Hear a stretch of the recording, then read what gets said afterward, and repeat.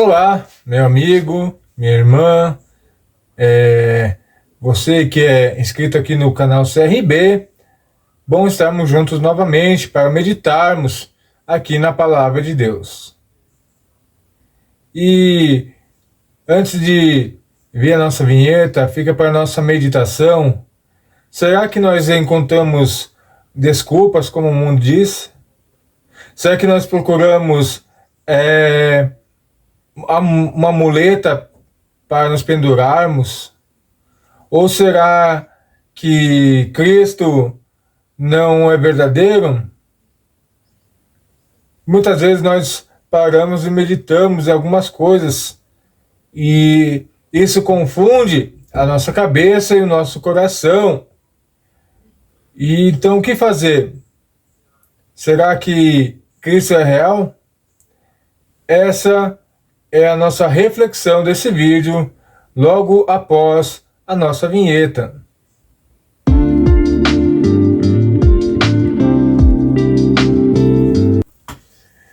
Diz assim a palavra em 1 Coríntios, capítulo 15, a partir do versículo 35, sobre a ressurreição.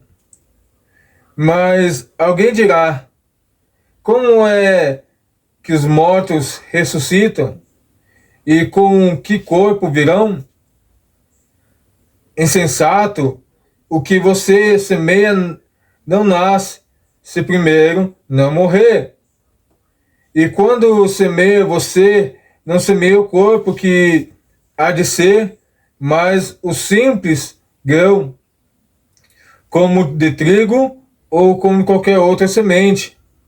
Mas Deus lhe dá corpo como Ele quer dar a cada uma das sementes que o seu corpo apropriado.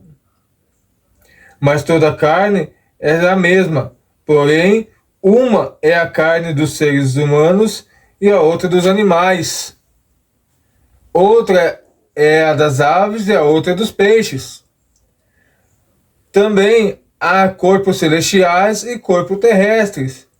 E sem dúvida, uma é a glória dos celestiais e a outra dos terrestres. Uma é a glória do sol e a outra a glória da lua. A outra é a glória das estrelas, porque até entre estrelas e estrelas há diferença de glória. Pois assim também é a ressurreição dos mortos. Semeia-se o corpo na corrupção, ressuscita na incorrupção. Semeia-se em desonra e ressuscita em glória. Semeia em fraqueza e ressuscita em poder. Semeia o corpo natural e ressuscita o corpo espiritual. Se há corpo natural, há corpo espiritual. Pois assim está escrito: o primeiro homem, Adão, se tornou um ser vivente, mas o último Adão é o espírito vivificante. O que vem primeiro não é espiritual, e sim natural. Depois vem o espiritual. O primeiro homem, formado do pó da terra, é terreno, e o segundo homem é do céu. Como foi o homem terreno, assim também são os demais, que são feitos do pó da terra. E como é o homem celestial, assim também são os celestiais. E assim como trouxemos a imagem do homem terreno, teremos também a imagem do homem celestial. Como isto, quero dizer, irmãos, que a carne e o sangue não podem herdar o reino de Deus, nem a corrupção herdar a incorrupção. Eis que vos revelar um mistério. Nem todos dormiremos, mas seremos transformados num momento de abrir e fechar de olhos, ao ressuscitar, a ressoar a última trombeta. A trombeta soará e os mortos ressuscitarão incorruptíveis, e nós seremos transformados.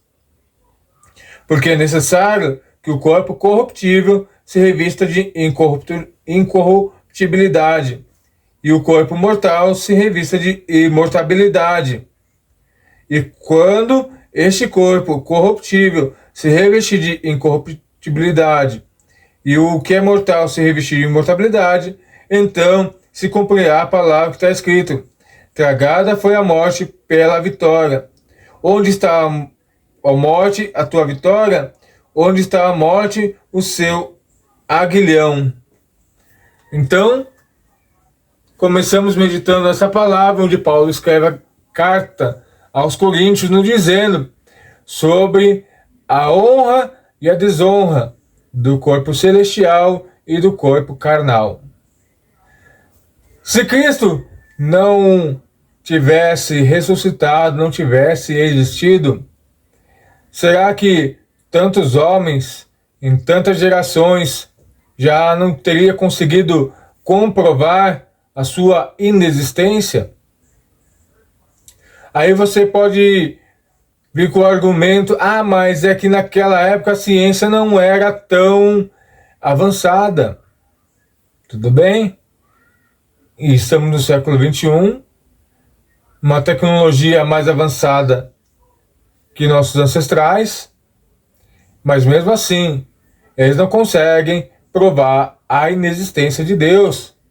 Pelo contrário, tudo que eles descobrem aponta para a existência de um Deus. Tudo. Se você olhar para as descobertas científicas, tudo aponta para 3. Deus Pai, Deus Filho, Deus Espírito Santo. Então, Deus deixou a sua assinatura na sua criação. Para não haver contextos, para não haver desculpas, para não haver nenhuma tentativa de burlar e dizer que foi enganado. Mas não. A criação declara Deus. A criação declara Deus.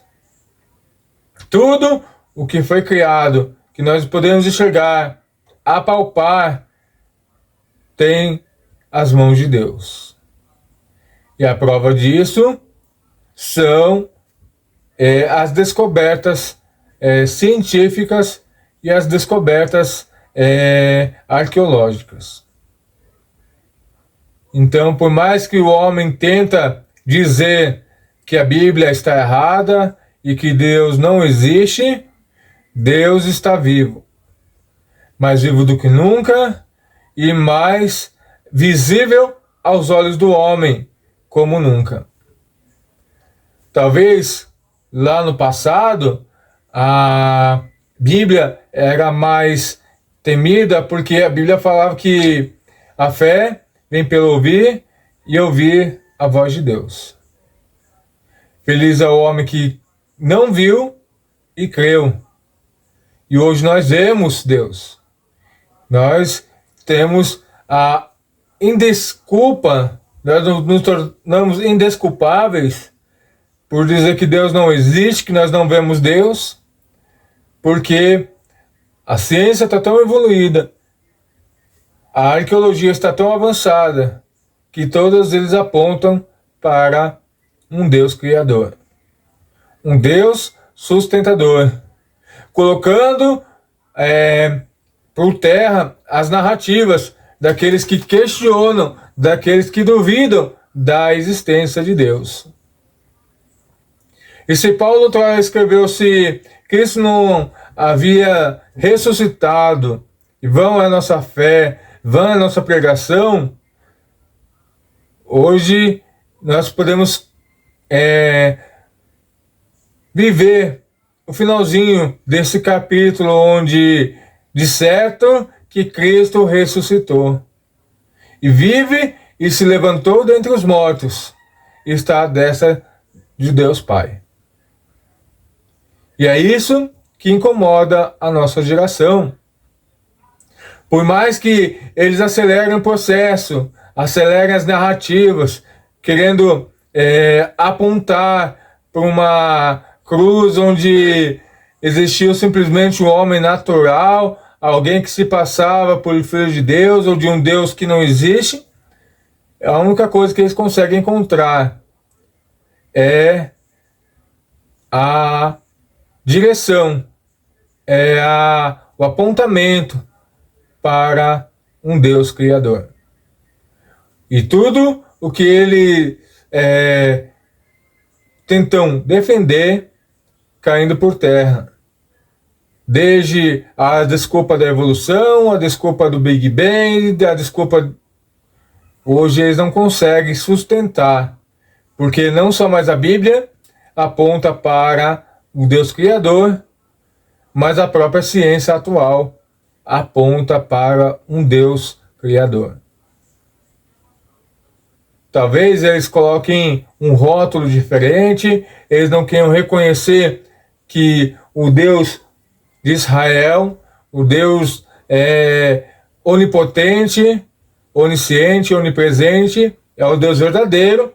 Aí eles conseguem rotular por outro nome para não precisar admitir isso.